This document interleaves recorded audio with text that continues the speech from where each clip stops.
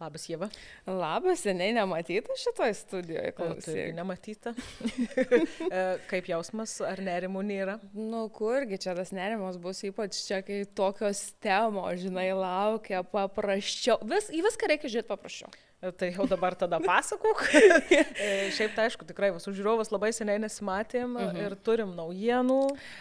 Bet dar prieš naujieną, šiaip tokia gražia proga susirinkom, tai jaunimo diena, tai šiandien toks irgi ir apie mus šiek tiek, ir apskritai apie jaunimą, kaip jaučiame šitam amžiui ir panašiai. Tai va, kalbant apie tą vyresnį jaunimą, įvyko šiokių tokių pokyčių, gal pradėsi nuo jų.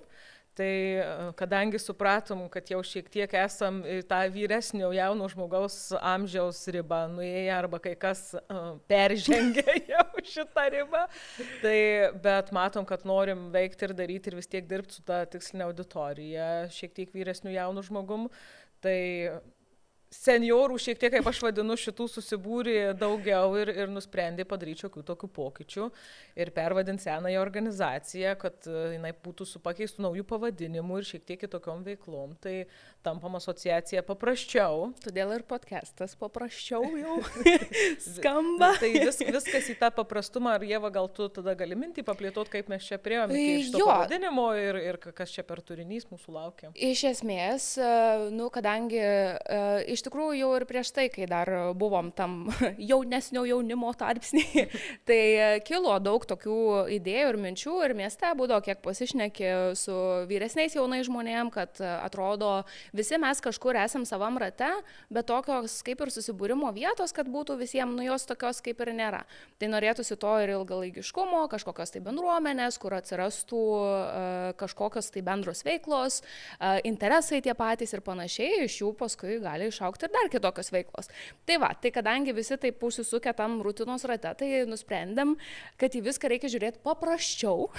Ir save paskatintai daryti svarbiausia pirmiausia ir tada ir kitus, aišku. Taip, tas pokytis tikriausiai dar ir mums pačiom bus toks gal įdomus laikotarpis, kai vyks šitas pokytis. Čia pačiom tai papildysiu, kad valdyba merginos, moterys, o aišku, tarp žmonių yra abiejų lyčių atstovų, bet tikrai taip norėtųsi, kad tos veiklos, kurias toliau kursim organizacijoje ir kalbėsim ir šitam podcast'e, irgi būtų ir susijusios su tuo paskatinimu, jog tiesiog atsižvelgtumėm, atsisuktumėm ir į save ir tiesiog paprasčiau žiūrėtumėm į tam tikrus dalykus ir galbūt lengviau rastumėm sprendimus ir būtų ir ant širdelės, ir ant galvelės ramiau, kaip aš sakau. Jo, tai kadangi jau čia taip ir organizacijoje persivertėm, tai ir podcastas irgi virsta į tą tokį paprastesnį požiūrį, tai šiandien temos tokios iš vis labai lengvos, ateityje, kaip, sąlyginai lengvos ir nelengvos, čia kaip ir visur, bet... Niekas nėra lengva, kaip sakant, paprastume genialumas, bet turinys tikrai, aš nemanau, kad mes ir šiaip čia labai per daug moksliškai ar kalbėjom, ar kažkaip per sudėtingai. Manau, kad pakankamai panaši išliks ta mūsų linija, bet kuriuo atveju iš čia. Tai va, ateityje tikriausiai išvysit ir mūsų trečią valdybos narę Ugnę. Šiandien dar kol kas neturim, bet jo, kažkaip tais, kaip anksčiau sakydavo, mažai žingsniais, kažkaip ir pačios bandysim persiversti į tą paprasčiau režimą ir kartu ir bendruomenę pakviesim burtis ir tas paprastesnį požiūrį ir paprastesnės veiklas vykdyti kartu. Taip, tai šitą mintį, man atrodo, galim ir judėti prie tų kitų mūsų ir šiandienos temų. Tai viena iš tokių, tai turbūt yra irgi, nuo ko mes ir pradėjom, kad mes pastoviam tokiam triukšme turbūt gyvenam, aš bent jau irgi tikrai nežinau, kad visiškai namie sėdėtum ir nežinau, nei televizoriaus nesijungtum, nei kompiuterio, nei podcast'o, labai retas atvejis, man asmeniškai tai toks, kur, geriau, dabar visiškai tylos noriu, bet tai yra pakankamai retai ir net kartais ir į dušą vis tiek nešiesi kokį podcast'ą įjungtą, kad klausytum, kad kažkoks fonas būtų. Jo, aš tai manau, kad šitoj vietoj viena vertus mes šiaip savo galvoje esam dideliam triukšme, tai tu tikriausiai ir išoriai bandai tuo didesniu triukšmu kompensuoti savo vidinį triukšmą. Arba vėlgi yra ir tam tikros situacijos, kai tiesiog kraštutinis kažkoks momentas atsitinka, ištinka, tai vietoj to, kad pabūtum su savo mintim, kurios kartais gali būti labai nefainos, tai vat, tą triukšmą išorinį kažkaip ir pakompensuoja. Psichologų reikėjo šiandienos pokalbį irgi, man atrodo. Bet taip, tai man atrodo, vat, ta ir mintis ir buvo tokia ir viena iš tų pradinių, kad labai tikrai stebim aplinką, domimės tą aplinką, žiūrim, kas joje vyksta, nesinori pačiam savęs paleisti į tą vat, vienatvės ir pabuvimo su savim visiškai ribą. Ir už tai vat, ir tas noras, kad paprasčiau mes visus dalykus žiūrėtumėm, irgi, man atrodo, atsirado. Taip, tai aišku, čia yra ir daug tų momentų, ir tas triukšmas, iš ko kyla pas mus ir taip toliau. Aš tai jau taip gal nelabai noriu įsiplėšę labai su tuo triukšmu, nes visi suprantam. Tikriausiai nebūna dalykų, kad visi supranta. Turiu galvoj, kad tikriausiai pagaunam kiekvieną save kažkuriam momente, kad galbūt jau reikėtų ir tylos.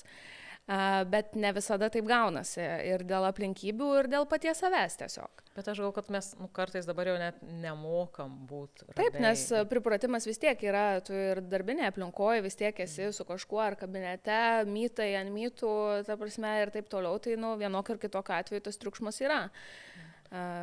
Bet, vėlgi, sakau, labai reikia pagauti momentus.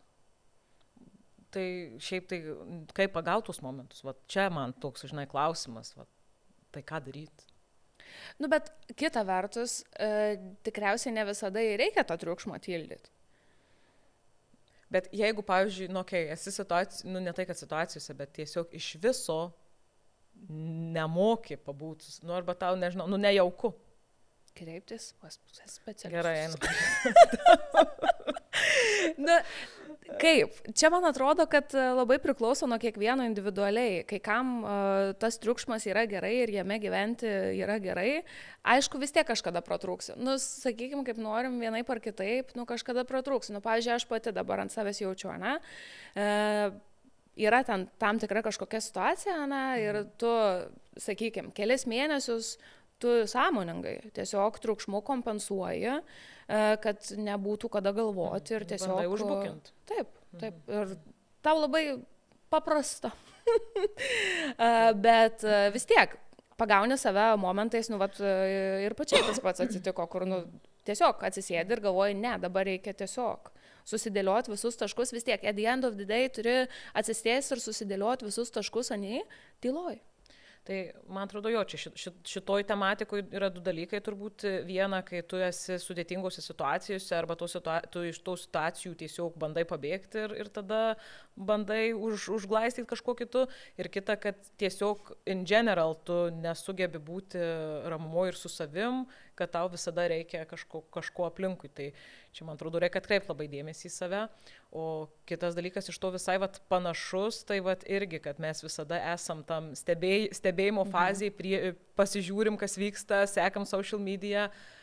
Ką tu apie šitą visą momentą manai? Bet va čia tame ir yra esmė, kad vienas iš tų triukšmo, tiksliau gal populiariausias to triukšmo komponentas ir yra žiūrėti, nežinau, podcastą, storius, tiktokus, scrollint, reelsus, visokius ir panašiai, kur tu stebi realiai ką kiti žmonės veikia. Bet irgi čia, sakyčiau, dvejopas dalykas. Ką pirmai, prieš tai aptarėm, tai ir buvo tas būtent arba nepabuvimo su savim arba užbukinimo dalis, bet kai tu stebi kitus, tai čia jau prieinam prie būtent to FOMO reiškinio, ne? Kuris nėra tas pats, kad tiesiog aš dabar bandau čia užsimutinti savo visas vidinius niuansus ir tiesiog stebiu realiai kitus dėl to, kad būtent jaučiu FOMO reiškinį. Gal tu papasakot nori, kas tai yra? Aš šiaip praverčiau biškį mokslinio dar turinio šitų klausimų. Tai lauksim mokslinio įžvalgų. O šiaip tai jo, tas fear of missing out, yra tas efektas. Dėl to aš ir kaip planuojant podcastą, dėl to ir sakiau, kad man atrodo, kad labai svarbu bent jau kažkiek yra paliesti. nes manau, kad šiai dienai mes jį turim kiekvienas. Vienaip ar kitaip, vienokiose ar kitokiose situacijose, nesvarbu, pradedant nuo karjeros iki, nežinau, visiškai buitinių smulkmenų, kur tu visą laiką esi tokiam tempe, kartais gal net ir įtampoj, kad atrodo, visi čia kažkur keliauja, kažką tai veikia, namus statosi, tvarkosi, rengiasi, o tu, vat, nieko, sėdžiu, žiūriu. Sėdžiu ir blogai. Ir esmė, kad tu realiai nesėdi ir nežiūri, nes tu šitam momente tik tai scrollini ar ten žiūri. Tu irgi pats verdi tam savo, bet kai tu susikoncentruoji į tą kitų žmonių kažkokį, nežinau, istoriuką, video, dar kažką, tau atrodo, kad visi viską daro, aš sėdžiu. O aš vienas nevykėlis. Tai iš tikrųjų taip nėra. Ir nereikėtų fokusuotis. Ta prasme, viskas yra gerai, kad mes ten stebim. Tikrai ir įkvėpimo gali pasisemti idėjų, naujų, ten atras dalykų ir panašiai. Bet tai ir turėtų būti su tuo kitu požiūriu, kad ne tai, kad aš čia sėdžiu, nieko nedarau, o visi kiti kažką tai viską daro. Gerai, ką sako mokslas? Ką mokslas sako? Šiaip tikrai labai nedaug spėjau praversti, tik tai kelis straipsniukus. Tai šiaip bendra tokia nuomonė yra, kad iš principo tai yra tas nerimas, kurį tu jauti būtent stebėdamas kitus žmonės ir kaip kitiems sekasi, kaip kitiems yra puiku, kaip gerai ir dėl to tau yra nesmagu, nejauku ir tu jautiesi nepakankamai pilnavertis tada toje aplinkoje ir tai tave skatina nuolat tada stebėti kitus ir stebėti procesus, kas toliau vyksta, kaip vyksta ir, žodžiu, neatsitraukti. Šiaip pats terminas iš tikrųjų radau, kad atsirado 2004-aisiais, bet labiau toks pradėtas labiau naudoti 2013 metais. Tai tų straipsnių yra tikrai įvairiai pakreiptų tikrai mačiau, bet irgi mažai pakankamai spėjau įsigilinti, bet irgi ne mano srities, kaip sakant, dalis, tai pakomentuoti irgi taip galvoju, kad vis tiek paviršių bus galima. Tai šiaip irgi tikrai labai daug socialinės medijos vartotojų patiria šitą niuansą. Tai mes ir pačios šiaip kaip aptarim, kad irgi tikrai ir kiekviena su tuo susiduriam ir šitoj vietoj tikrai per įvairias platformas ir įvairius rėžius galima pasižiūrėti tiek ir tos pačios kelionės, moksliniai pasiekimai, gyvenimo pasiekimai, šeimų kūrimai, elementariai besišypsantys žmonės, kuriems visada viskas puiku ir viskas sekasi, o kaip ir tu sakei, tau dažniausias tas įvyksta lūžis, kad tu tai tikriausiai tuo metu bėdojasi arba tau žiauriai liūdna, arba tu tiesiog guli lovo ir scrollini. Ir va čia viskas aplinkui kažkaip labai gražu, tai tai reikia suprasti tą niuansą, kad taip mes į social media labai retai keliam blogus dalykus, nes kalbėti apie mūsų nesėkmės mums yra nejauku. Bet va tas ir yra, ta prasme, kur paradoksalu tas, kad tu sėdi ir galvoji, kad tu nieko nedarai, o kitas, oho, kiek visko mato, ten daro ir panašiai, bet galimai tas žmogus irgi šiuo metu yra agonijoje ir jis tiesiog transliuoja tą gerą pusę, nes net ne tai, kad feikina. Yra labai lengva kalbėti apie gerus dalykus ir tuo pačiu metu yra labai labai sunku atverti savo kažkokias tai juodas plotmes, kur tau skauda, kur gal tu žinai, kad galėjai geriau ir panašiai. Tai ta prasme reikia suprasti ir tai, kad tas žmogus, kuris parodė tą gražią pusę, nebūtinai šiuo metu irgi yra geriausia savo gyvenimo būklei. Tai taip, bet čia man atrodo, žinai, čia jau tada gilintis į visus kitus, tai čia antrailis dalykas, man atrodo, šitam apskritai missing out, žinai, labai reikia suprasti, apie ką tai yra ir kodėl aš iš vis dabar to sąmoningumo. Nes irgi, kaip mes kalbėjom, tai tikrai pasireiškia ne tik, kad aš šiaip ten scrollinu social media, bet ir tam pačiam draugų rate ir visur kitur. Nežinau, ar turi asmeninių pavyzdžių kažkokių galbūt šito vietų. Tai ir, kaip? Aš tai nežinau, aš tikriausiai gal taip draugų rate, tai aš taip nereaguoju tiesiog tikriausiai. Nesijaučia to tokio, kad kažkas ten kažkur. Čia man tai labiau social media suveikia tikriausiai, negu tas artimas draugų ratas, nes vienokio ar kitokio atveju draugų rate tave džiugina tie pasiekimai. Ta prasme, tu džiaugiesi už tuos žmonės ir tu nesijauti, kad aš čia stoviu vietoje, o kažkas kažką pasiekė. Yra taip, kad, kaip čia sako, mums yra sunkiau pasidžiaugti mūsų artimų žmonių sėkme ir pergalėm pasisekimais negu šiaip random žmonių. neturiu šito jausmo, tai tikrai... Tai labai gerai, bet čia aš apskritai... Tikrai negaliu pasakyti, kaip yra realiai. Nu, ta prasme, taip, šiaip žiūrint apskritai, tarkim, tai žinoma, kad visada yra lengviau pasidžiaugti svetimo žmogaus sėkme negu artimo. Aš neturiu šito dalyko, aš tikrai labai džiaugiuosi visais artimaisiais savo. Džiaugiamės už tave, labai labai smagu. Ir niekada, nu, už tai sakau, čia labiau man tai social media tas yra efektas. Nu, tai realiai tai dalinai ir susisieja bet kuriuo atveju, nes jeigu tuos vertingus dalykus, kuriuos daro kiti, tu bijai praleisti ir tiesiog sieki sekti, nu, tai dažniausiai vis tiek atsiremiam šiai dienai į socialinę mediją, kur mes norim stebėti ir matyti, ką daro kiti, kaip tai daro ir ar tai yra svetimi žmonės, ar tai yra mūsų draugai. Dažniausiai viskas susisieja. Tuo pačiu, aišku, reikėtų turbūt į kitą dalį dar pasižiūrėti, kai atsiranda tam tikri veiksmai, kad tu bijai nesudalyvauti, tu bijai praleisti, tada tas pastovus dalyvavimas, ėjimas, važiavimas gali atsirasti, kur nu, tada nebeskiri tiek laiko savo, o tiesiog nuvarai realiai. Čia nežinau, mes praeitą savaitgalį su vienais draugais šnekėjomis ir sako vieni, kad jau mes čia nei vieno savaitgalio laisvo neturim, jau visai, ta prasme, kad jau pavargom varyti realiai, nu, tiesiog iš to, bet iš tikrųjų tai taip ir yra, nes tu su vienais draugais, su kitais, taigi nebus taip, kad tavo viena yra draugų kompanija, vis tiek dažniausiai būna taip, kad draugai yra labai skirtingi ir vadinasi, kad tu jiem visiems turi skirti skirtingą laiką ir vienodai vos nedėmesio. Tai nu, čia dar ir nereiktų atmesti, pavyzdžiui, aš tai kaip čia labai mažai turbūt tokių ratų turiu, kur labai, pavyzdžiui, finansiniai aspektai skiriasi ir tada, pavyzdžiui, jeigu ten visi labai važiuoja prabangios, nežinau, kelionės, užsakymai kažkas ir tu irgi bijai praleisti ir ten iš paskutinių jūs tengiasi, pavyzdžiui, ne?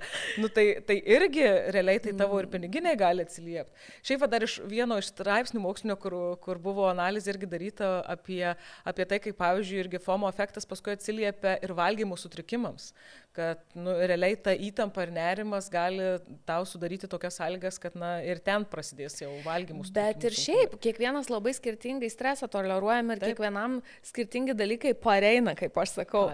Nu, ta prasme, pavyzdžiui, man nerimas lygu, skaudės skrandį viskas, mirsis skausmuose skrandžio tiesiog. Kitam ten vėl kažkas. Man nerimas aš valgysiu. Tai va, kiekvienam skirtingai, nu tai va, valgymo sutrikimais, va. Kontroliuojama, viskas gerai, tikiuosi. Tai kiekvienam labai skirtingai pasireiškia, tam nemiga pasireikš, ten kitas kaip tik labai daug miegos. Šitą šiaip irgi turiu. Taip.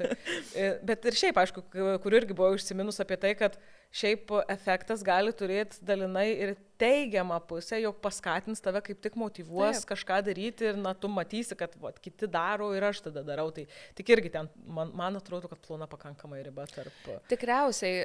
Motyvacijos čia savo šiaip ribas reikėtų šitoj vietoj nusistatyti ir žinot, nes labai jau... Tai va čia tas ribų būtent irgi paminimas savo, kai tu tiesiog iš tos baimės praleisti, tu realiai savo ribų nenusistatai ir kad tau dabar reikia pailsėti, arba nevažiuoti, arba negali, arba nenori iš tikrųjų irgi, nu, paminėti savo ribas. Ypatingai, kai turi, nu, draugų, sakykime, rate, ne šiaip. Vienokio ar kitokio atveju šitoj draugų temoje, nu, kažkieno sąskaita tuos dalykus darai.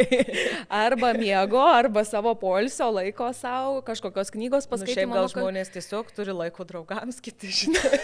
Aš nieko nenoriu sakyti jau.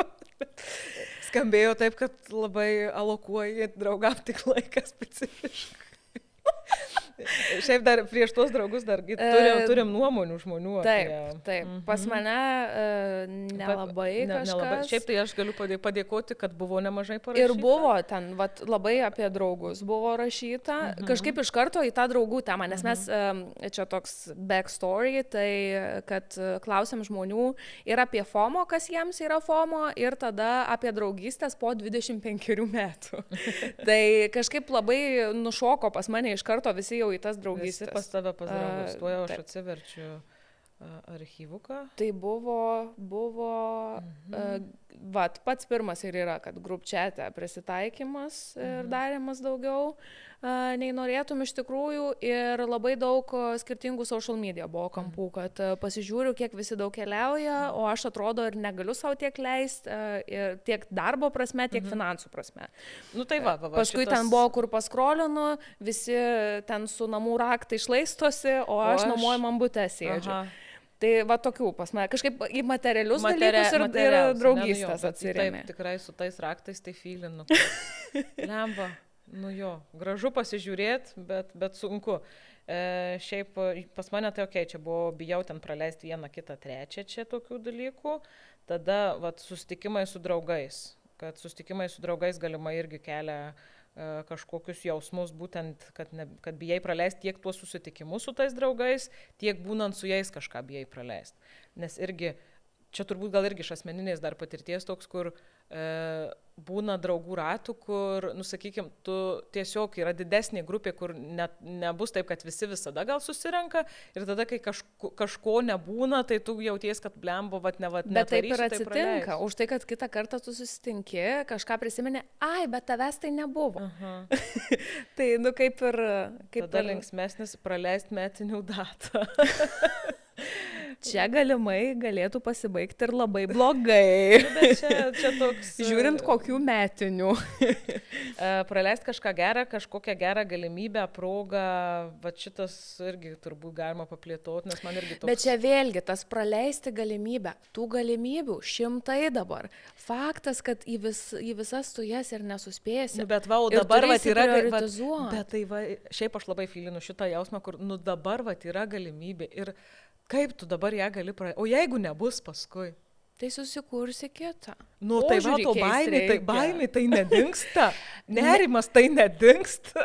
Ta prasme, paroj yra visiems 24 valandos. Į jas milijono galimybių nesutalpinsi. Prioritetai. Kas tam momentui tau yra svarbu?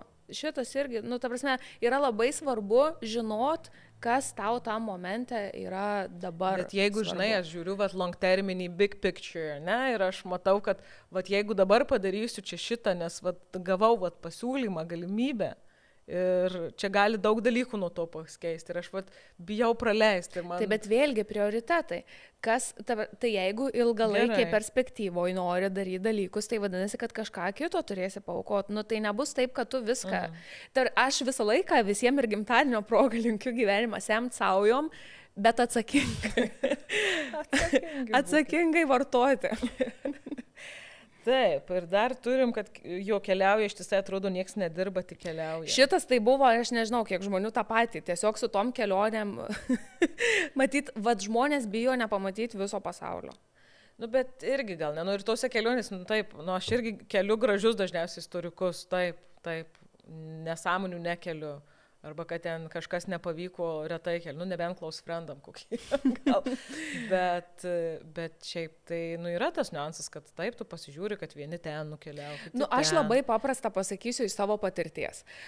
Buvo labai nuostabi kelionė į Maltą prieš kelis metus, tiesiog pasakiška tikrai ir visi matė nuostabius vaizdus. Kas už tų vaizdų stovėjo? Mano absoliučiai visas spuoguotas veidas, nes man pasidarė alergija nuo Maltos vandens ir aš, kaip sakau, vaikščiau kaip gormitas, nes mano visas veidas buvo sutinęs nuo spuogų, rankos, visas kūnas vien spuogai. Tai prasme, kur tu net norėdama nepasidarysi kažkokios tai gražios fotosesijos, nes tu esi visa nuparkus. Tai už to, už to grožio slypi skausmas. Ir ta prasme, aš visą kelionę turėjau vartoti nuo alergijos vaistus, buvau apdujus, nes tie vaistai mane migdė, nes Maltui turėjau pirktis vaistus, už tai, kad seniai neturėjau alergijų per keliones. Tai tai už tų gražių storiukų vėlgi slepiasi kas, bet tu to nerodai. Tai vėlgi atsiremiam į tą patį, kad netikėkit viskuo, tiesiog ne. Taip, ir dar toks irgi gal gilesnis truputį apie gyvenimo džiaugsmą, kurį noriu spėti patirti kiekvieną dieną, bet praleidžiu dėl kažko. Čia toks į paširdžius, nes man atrodo, kad kiekvienas šitą pajautę esam ir ne kartą. Tai čia taip net sustoti privertė ir pagalvoti. Bet irgi, šiaip tai dar prie tų žemiškesnių ir paprastesnių, tai man atrodo, kad viena, kai tu ten stengiasi dėl savęs ir dėl savo augimo ir kai nori nepraleisti tam tikrų dalykų, bet kita, kai tie dalykai dar yra vat, būtent susijęs su tais kitais žmonėmis, kad vat, ant tave galbūt kažkur atstums, kažko nespėsi, nepamatysi, kad tu esi tiesiog prastesnis už kitus, kad vat, manęs kažkur nepasikvieti. Tai vat, tai savivertė čia turbūt labai, labai daug pagalių. Bet čia tikriausiai krenta. ir šiaip, manau, kad vis tiek tas nerimas, kai tu pamatai ir savo tiesiog pagalvoji, man atrodo, kad tai yra viena, bet kai tai ir atsiliepia vat, ir į tuos pačius draugus, man atrodo, kad visai kitaip reaguoji, nes lyg ir atrodo jauti tą spaudimą tokį iš arti gal. Nu, čia gal ir menkavertiškumo kažkiek yra tame, kad tu pats pakankamai stiprus nesijauti tam, kad galėtum atstovėti savo nuomoniai, savo pozicijai ir tada tarsi pasiduodi ir pasiduodi tada tam visų kitų stebėjimui, socialinės medijos stebėjimui ir kur tada jau atrodo ten valandos pasėdėti be telefono negali, kur jau šiaip techniškai yra, jau signalas, kad pasaulis šiaip gali pabūti ir be tavęs valandėlę, bet tu be jo jau nelabai. Būtent. Tai va čia, man atrodo, irgi ne tik, kad tavo mental health dalis susijusi, bet tavo įpročiai pasikeičia. Čia, gerai, aš irgi dabar jau laikau, bet aš čia skaičiau, sakykim, klausimą. Net per filmavimą žmogus negali telefono palikti. Wow. Techniškai čia dabar pasėmiau, kad turėčiau atsakymų, kokių paskaityti, bet šiaip tai tikrai irgi priklausomybė, maigiai, spaudyti yra didžiulį. Tikrai, kur tu atrodo galėtumgi pasėdėti, aš pastebiu, pavyzdžiui, ir draugų kompanijose tam tikruose, kur realiai aš tai viskas. Telefonas į šoną, nebent ten jau kažkas, ir buvo tiesiog tarpsnis, kai tu negalėjai to telefono pasidėti į šoną, bet tarkim, man tai yra quality time. Su savo draugais. Gerai, dabar klausimas. Jeigu žmonės ateina valgyti vakarienį, pietus, nesvarbu, ir pasideda ant stalo telefono, tave trigerina ar ne? Ne. O svarbu, ar taip padėtis? Ar nesvarbu? Kaip, jeigu bus padėtas ekranu į viršų, tai vadinasi, kad kažkas pareis kažkoks tai notification. Šitą ir aš turiu, tai paskui tiesiog užverčiu. Nes tau atrodo tiesiog intuityviai paimi tą telefoną, pažiūrėti, kas parašė. Taip, bet tai quality time tavo kur tada irgi? Ne, tai tiesiog užverti telefoną, viso gero. Bet vis tiek ir šiaip, man tai veidrodžio efektas suveikia, kad jeigu kiti žmonės pasiema, tai galvoju, jo, nes tiesiog tada sėdi, žiūri į sieną, į lubas, nežinau. Tai tikrai esu pastebėjusi ne vienoje draugų kompanijoje, kur tu realiai sėdi dviese, netarkim. Jau čia tai iš vis man. Kur sėdi dviese, žmogau, mes ir taip retai susitinkam. Ne, reikia dabar visiems atrašyti. Pasaulis sugrius, jeigu neatrašysi per 5 minutės. Nesugrius. Nesugrius. Griūva, dangus griūva. Ir sakau, tada man tas toks veidrodžio efektas, kur, tu atrašinėjai, tai gerai, ir aš atrašinėsiu. Tai tada taip pabendraukim. Kažkur tarpe to. Tu vis tiek dėmesį pameti. Vienokio ar kitokio atveju, kad ir kaip jau mes čia gerai bemokėtume multitaskint, bet pameti dėmesį. Tiesiog jau tas dėmesis tavo nebėra čia ir dabar. Jis jau yra kažkur internete paskendęs. Taip. O gerai, kaip dar gali pasireikšti šitas FOMO efektas? Ar viską aptarim dabar galvoju? Man atrodo, tokius pagrindinius aspektus ir aptariam. Čia nelabai gal taip paprasčiau pažiūrėti. Šiaip dar galvoju, kad kaip žmonėm gal atpažint, žinai, jeigu ir klausys galvos, tai apie tai, kad susikaupimo momentas arba ten mokymosi, susikaupimo dalykai, kad irgi realiai menksta. Čia irgi turbūt iš to, kad daug naršai ir scrollini ir social media naudoji. Tai jeigu mes prie to social media grįžtam ir to sekimo kitų ir kitų gyvenimų. Tikriausiai, nes atkreipiam dėmesį, kaip ir, nežinau, mokaisi ten kažką, tai skaitai, vis tiek tas toks būna nušoka. Tai iš principo susiformuoja įprotis užsimti kitą veiklą ir tada pagrindinis dėmesio koncentravimas. Ir čia vėlgi, ką iš pradžių šnekėjom apie tą triukšmą ir vidinę tylą, kai tau kažkur nepatogu, pasimsiu telefoną, paskrolinsiu, pažiūrėsiu kažką. Irgi šitas dėl nepatogumo. Tai tai tas toks... Aš aišku, pradžioje labiau norėjau tokį, žinai, apie foninį užpildymą, žinai, kad kai jau specialiai pasimina ar šitą jau yra, žinai, dar kitaip. Bet čia taip, irgi vis tiek į panašius niuansus viskas vienaip ar kitaip. Manau, kad šokam į draugystės, kad jau čia taip ir taip visi pradėjo anksčiau laiko atsakinėti apie tas draugystės. Ar pasikeitė dalykai po 25? Kaip, ta prasme, nuo to, kaip draugystė atrodė, pavyzdžiui, mokyklos laikais, net ir baigus mokyklą. Čia mes tą ketvirtį amžiaus, kaip sakant, tiesiog paėmėm turbūt kaip šabloninį amžių, bet iš principo, man atrodo, čia turbūt ties studijų pabaiga, kažkur pradžia darbo, visada ta draugysčių dalis keičiasi. Man asmeniškai tikrai irgi pokyčio buvo. Labai faina, kad man pavyko išlaikyti nemažai tokių draugų, kurie tikrai ilgamečiai draugai ir ar nuo mokyklos, ar nuo tų pačių studijų pradžios, bet ir kur, tikrai žinai, kad yra bent keli tikrai tie tikri draugai, kur, tu pakankamai ilgai gali nesimatyti, bet tai nepakenks ir jūs, nežinau, susitikę aptarsit tada daug gyvenimo, gerai, tas susitikimas truks ilgiau, bet, susilyginsi tas istorijų dalis ir tada važiuojam toliau. Tai ir tas, kad tas bendravimas, toks, tu nejauti, kad tu čia labai ilgai kažkur nutolai, ar kad ten labai labai stipriai pasikeitė, net nepaisant to, kad ar ten vieni ir šeima sukūrė, ir vaikų atsirado, pas vienus yra, pas kitus nėra, tai šitie irgi nuo žmonių, man atrodo, labai priklauso. Šiaip pagrindinė dalis turbūt, kuri labiausiai pasikeitė, tai kad to quality time su draugais tikrai sumažėjo šiaip.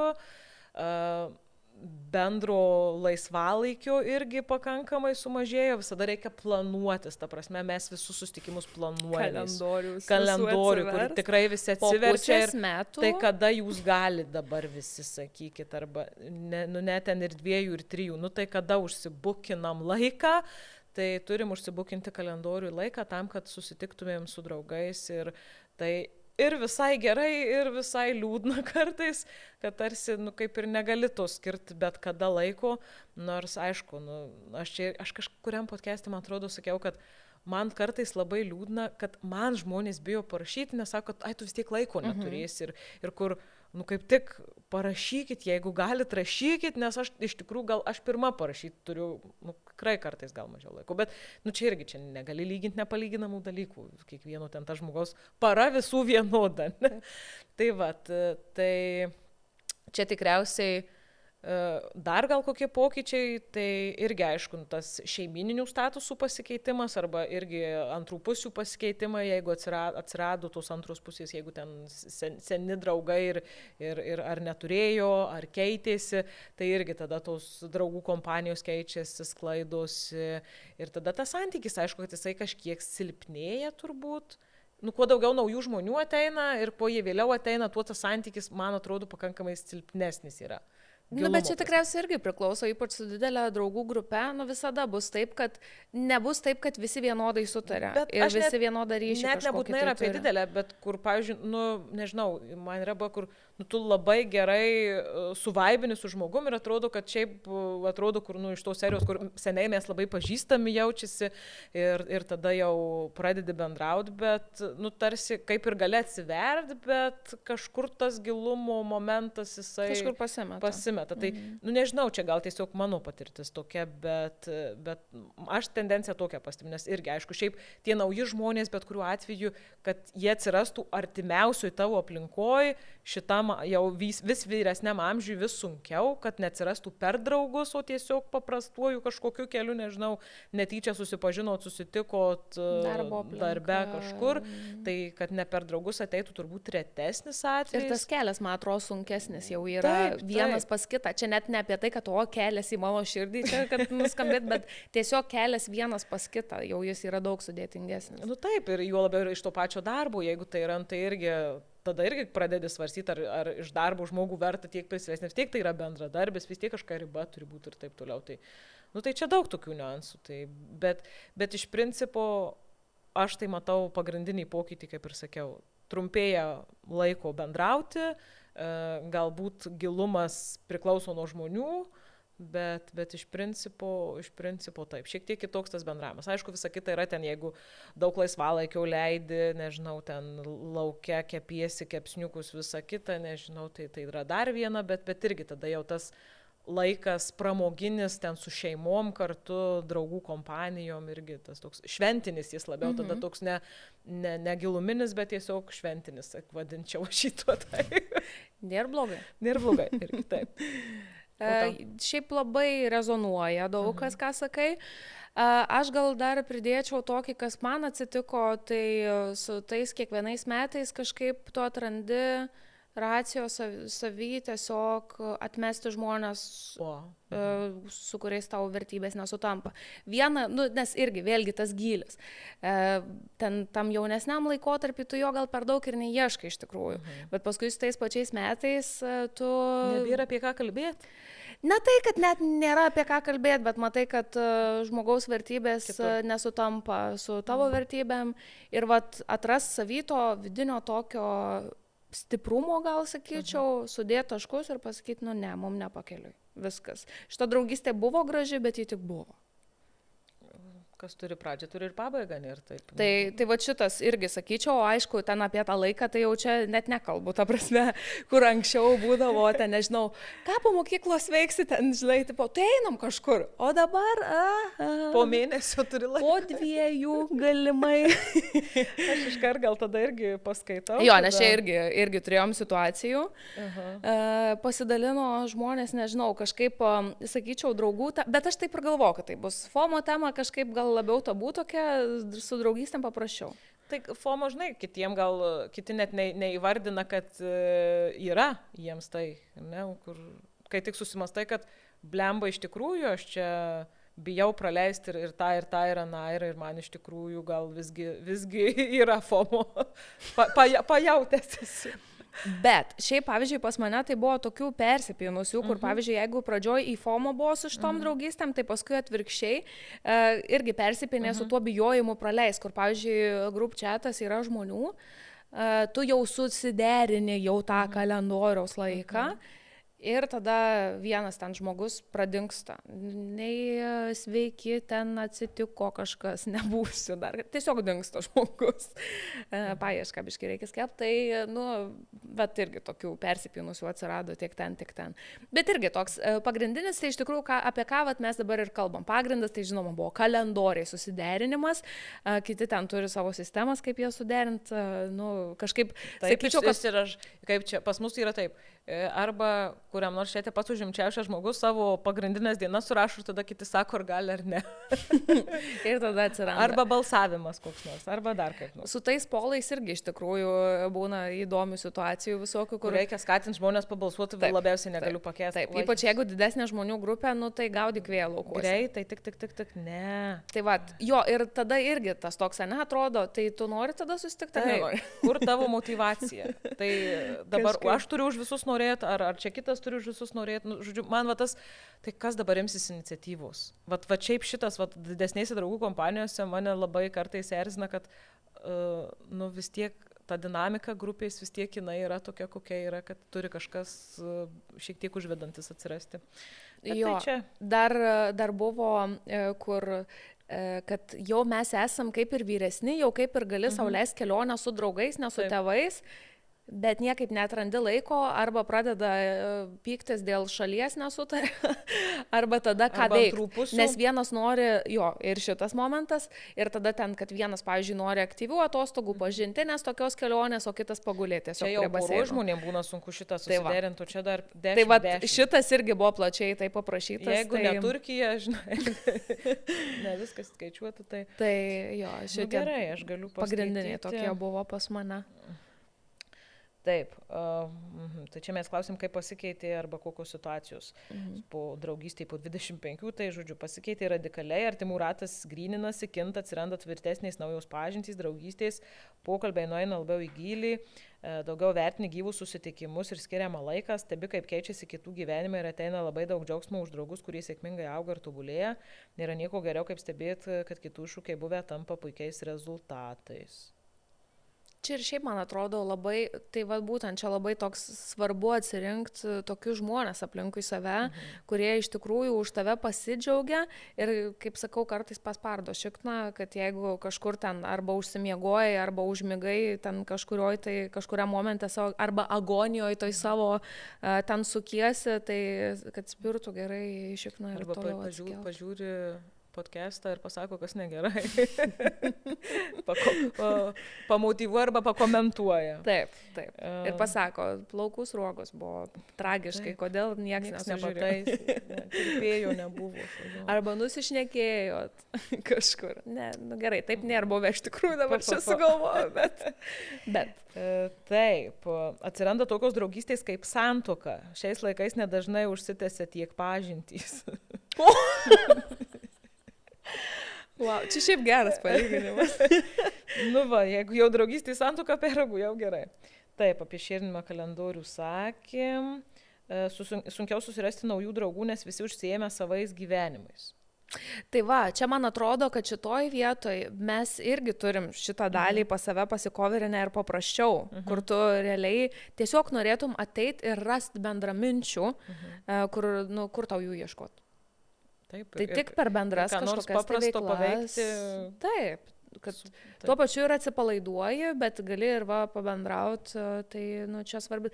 Šiaip man atrodo, kad mes kartais dažnai praleidžiam svarbę tą tokią networkingo dalį. Pagalvokime, ateinam į eventą, ateinam laiku, kur galėtume ateiti prieš tai šiek tiek. Skirti laiko pabendrauti. Net nebūtinai, kad megzti tokias jau giles ten draugystės kažkokias, bet šiaip tiesiog savo pažinčių. Tiesiog susipažinti. Taip, čia labai geras pointas, reikėtų nepraleisti šito. Deja, kartais būna visaip. Draugai, kurie turi vaikų, nutolo, nes nebėra apie ką kalbėti. O va čia, man atrodo, kad ir pačiam žmogui gali būti problema. Aš, pavyzdžiui, tikrai turiu ne vieną ar ne dvi draugės, kurios turi vaikų. Aš tokia gera tetutė būnu tiem vaikam. Tarsi, man tai tie vaikai yra draugai, aš kartais juokiuosi, va tikrai turiu draugę, kur sakau, žinok, dar porą metų, ne pas tave ateisiu. Eisim mes jau su tavo mergaite brančiuko. Tai kažkaip man atrodo, kad ir nuo paties požiūrio priklauso, nes aš tikrai irgi esu susidūrus, kai žmonės sako, atsirado vaikai ir viskas. Tai čia aišku ir nuo to šeimos pačios priklauso su tais vaikais ir nuo paties žmogaus. Nes, aš esu tas žmogus, kuris yra be vaikų ir ta linksmoji teta jūsų šventai ir visiems gyvenimo atvejam, jeigu reikia prižiūrėti kažkur kažką, tai skambinkit. Prašau. Tai ne visi, tik draugai, ta prasme. Tai manau, kad su kiekviena ir ta šeima kampą reikia atrasti tikriausiai. Ir dažniausiai aš tai, pavyzdžiui, ir planuojuosi tą laiką taip, kad pavyzdžiui, tuo metu ten mergaitės, pavyzdžiui, nemiegotų, ar ten berniukai nemiegotų, vaikai ten tie.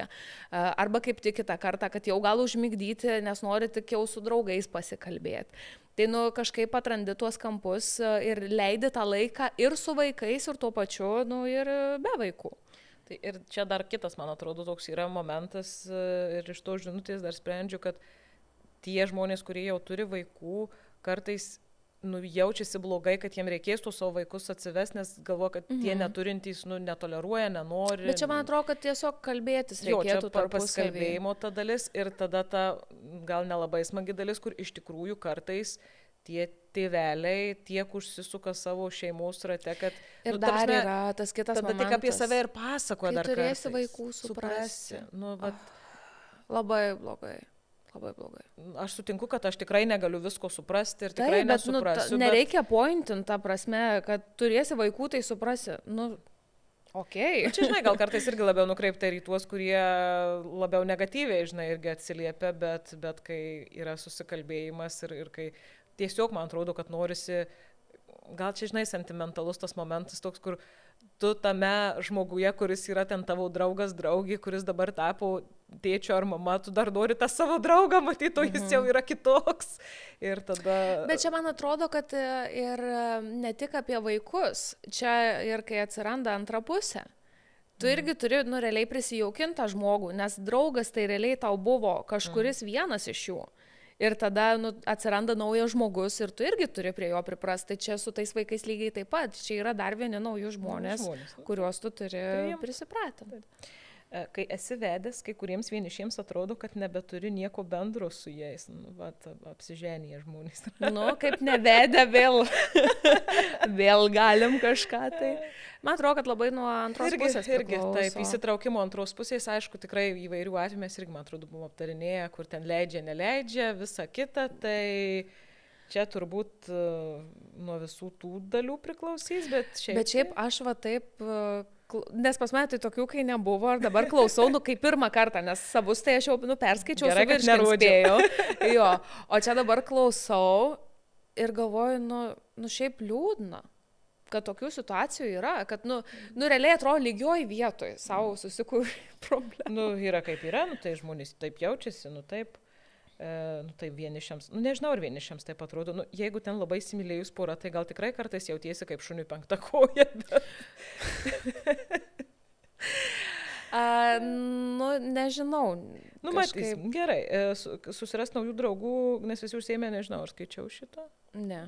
Tai sunkiau susirasti naujų draugų, nes visi užsiėmė savais gyvenimais. Tai čia vėlgi. Bet čia faktas, toks faktas, taip, tada turim, kad taip, ilgametės draugystės, nuo darželio, patikrintos laiko, gerokai sumažėjo draugų ratas, nes reikia laiko skirti antrai pusei.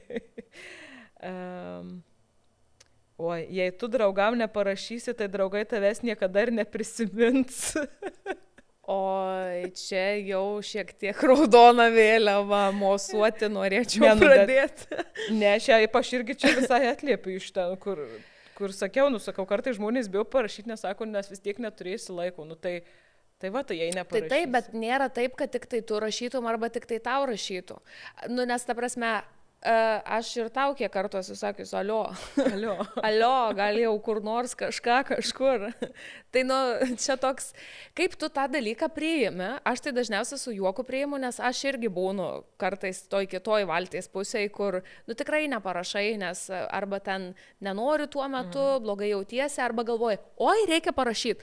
Užsisukai kažką ten, nežinau, kad ir tvarkytis elementariai, ten dar kažką, tokius, jau net nekalbu apie darbus, bet tiesiog buitinį kažkokį dalyką darai ir tiesiog pamiršti, tau nušoko mintis, paskui galvoji, reikia parašyti. Ir realiai, jeigu tam momente, kai pagalvoji neparašyti, tai taip ir lieka. Žodžiu, reziume, rašykit savo draugam patys ir nelaukit. Ir čia ir dabar. Pagalvoju, tai einat rašyti. Ir paklaust pirmiausia, kaip laikosi. Ar viskas gerai tam žmogui. Tiesiog dažniau klausinėkit. Taip. Dar kažką turi? Labai kartuojasi tada jau iš principo. Nes tikriausiai čia ir yra tie tokie pagrindiniai dalykai. Paskui jau ten atsiranda smulkmenos vis tiek iš šitų pačių main dalykų, ką jau aptarėm. Faktas, kad negali būti taip, kad draugystė nesikeičia, nes mes patys brestam, augam, dažniausiai ir skirtingais etapais augam, iš tikrųjų skirtingai, tai kažkuriam momente vis tiek arba prisivėji, arba prisitaikai kažkaip, laviruot labai. Kartais draugai išlieka ilgai, kartais pasikeičia. Ir viskas su tuo yra. Ir viskas su tuo tikrai yra gerai. Svarbiausia, aš tai kaip sakau, mes labai dažnai kalbam apie toksinius santykius, bet yra ir toksiškų draugysčių, ir labai toksiškų.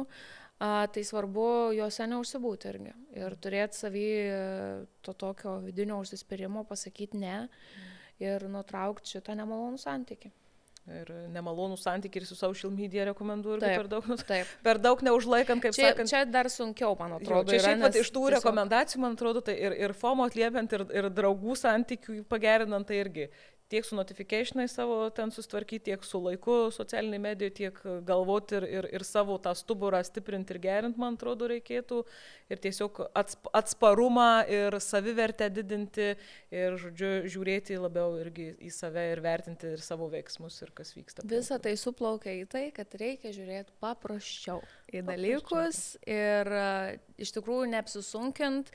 Nesakau, kad nereikia ieškoti sunkių kelių, nesupraskit, kad čia viską reikia daryti lengvų kelių. keliu, ne. Turiu galvoj, kad būtent čia vat visokie ir tie FOMO dalykai, draugystės tos pačios, neapsikraukiam nereikalingais dalykais. Nelaikykim telefono visą laiką šalia. Žinoma, be pasidėjusų. Puikiai rekomendacija. Patarimas. Šiaip tai ką, rinkimės veiklas, kurios būtų įdomios kiekvienam, kurios būtų įdomios mūsų draugam, leiskim laiko daugiau kartu ir man atrodo viskas bus gerai. Tiesiog aukit patys ir auginkit aplinkui save esančius žmonės. Laukiam komentarų, laikų ir pasidalinimų ir galbūt, nežinau, temų tų pačių. Taip. Tai iki kitų.